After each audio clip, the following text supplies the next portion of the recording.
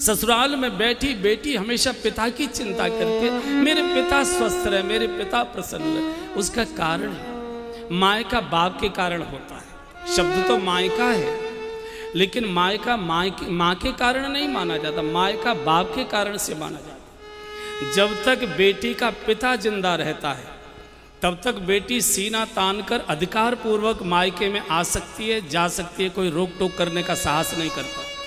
लेकिन पिता की मृत्यु के बाद माँ चूँकि भैया और भाभी के अधीन हो जाती है तो मायका फिर भैया भाभी की इच्छा से मिलता है, अधिकार पूर्वक नहीं मिलता। इसलिए आपने देखे होंगे प्रसंग, जब किसी की माँ की मौत होती है बेटी रोती तो है लेकिन अपने को संभाल लेती है। लेकिन जब उसको समाचार मिलता है कि मेरे पिताजी नहीं रहे, मेरे पिता की मौत हो गई, इतना रोती है, इतना रोती। और जब पहली बार पिता की मृत्यु पर अपने मायके में आती है, दहाड़ मारती आती है, हाँ करती आती है और सबसे पहले अपने घर के मुख्य द्वार पर पछाड़ खाकर गिरती है। बहुत देर तक देहली पर पड़ी रहती है। उसको लगता है अब ये देहली मेरे लिए पराई हो गई, अब इसमें मैं स्वेच्छा से नहीं आती आज सकती जा सकती। इसलिए बाप के लिए बेटी बहुत रोया करती है। हमारे पूज्य बापू कई बार सुनाया करते हैं कि किसी की बेटी को दुख देना हो,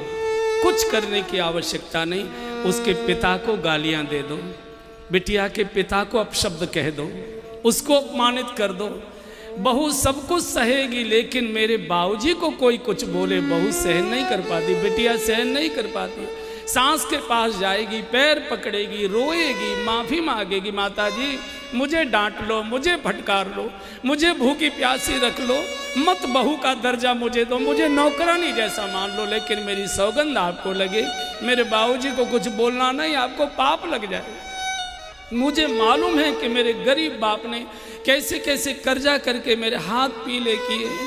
मुझे मालूम है कि आपके दरवाजे के चक्कर काटते काटते मेरे बूढ़े बाप की एड़ियाँ घिस गई थी, तब मेरी शादी हुई। अभी तो मेरे बाप की पीठ से कर्जे का बोझ नहीं उतरा है। दिन भर भूखी रोती रहेगी, सारे घर को भोजन बना के खिला देगी, लेकिन बाप के लिए किसी ने बोला है बेटी के मुंह में टुकड़ा नहीं जाता। विधाता ने इस सृष्टि में बहुत सारे पवित्र नाते बनाए हैं, लेकिन जितना पवित्र नाता बेटी और बाप का बनाया है, इकलौते बेटे की मौत हो जाती है बाप नहीं रोया करता, छाती पर पत्थर रख लेता है, सारा गांव मोहल्ला रोता है, लाश को आंगन में देखता है, सारा गांव फूट पड़ता है, लेकिन बाप अपनी छाती पर पत्थर रखकर आंसुओं को पी लेता है। लेकिन वही बाप जब पहली बार अपनी बिटिया को हाथ पकड़कर ससुराल के लिए डोली